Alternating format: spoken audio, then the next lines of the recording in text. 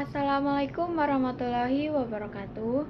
Perkenalkan, nama saya Nika Revalina, kelas manajemen 23A NPM 23411094. Di sini saya akan menjelaskan materi mengenai etika dan budaya, hubungan etika dan budaya, serta contoh aturan-aturan yang ada di perusahaan manufaktur dan perbankan.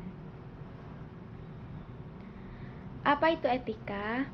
Etika mengacu pada kumpulan prinsip moral yang mengatur perilaku individu atau kelompok berkaitan dengan apa yang dianggap benar atau salah.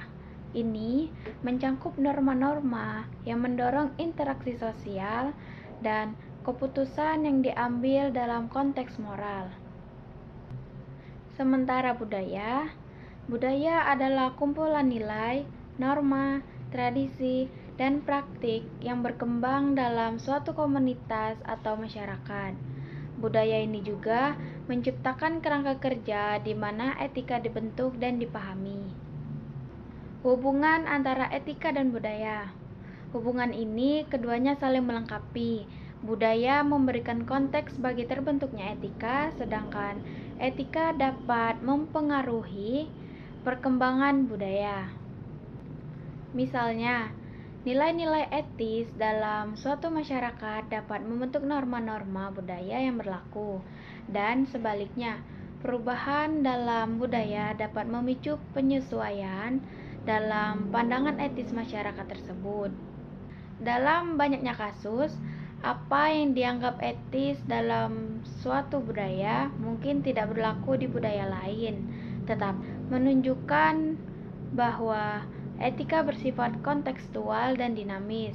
Kesimpulan secara keseluruhan, etika dan budaya berfungsi sebagai pedoman bagi individu dalam berinteraksi dengan orang lain dan lingkungan mereka. Keduanya penting untuk menciptakan masyarakat yang harmonis dan beradab. Memahami hubungan antara keduanya adalah kunci untuk mengatasi tantangan moral yang muncul dalam konteks sosial yang beragam. Implikasi nilai-nilai etis dalam budaya dapat membantu mencegah degradasi moral dan membangun kepercayaan dalam komunitas. Contoh aturan-aturan perilaku perusahaan manufaktur yaitu yang pertama, kehadiran dan ketepatan waktu. Karyawan yang diharapkan hadir tepat waktu sesuai jam kerja yang telah ditetapkan. Jika terlambat, harus memberikan tahu apa terlebih dahulu. Kedua, keselamatan kerja. Karyawan wajib mematuhi semua prosedur keselamatan untuk mencegah kecelakaan di tempat kerja. Yang ketiga, penggunaan fasilitas. Fasilitas kantor dan perawatan harus dirawat dengan baik, dan penggunanya harus relevan dengan tugas pekerjaan. Yang keempat, kerahasiaan informasi. Karyawan harus menjaga kerahasiaan informasi perusahaan dan pelanggan, serta tidak mengungkapkan informasi rahasia kepada pihak luar tanpa izin. Dan yang kelima, etika berpakaian. Karyawan diwajibkan berpakaian rapi serta dengan kode pakaian perusahaan. Sementara aturan perilaku perbankan yaitu yang pertama, kerahasiaan data nasabah. Karyawan dilarang membagikan informasi pribadi nasabah tanpa izin, menjaga kepercayaan nasabah sebagai prioritas utama. Yang kedua, transparansi dalam transaksi. Semua biaya dan ketentuan harus dijelaskan secara jelas kepada nasabah untuk menghindari penipuan dan meningkatkan kepercayaan nasabah. Dan yang ketiga, pencegahan pencucian uang.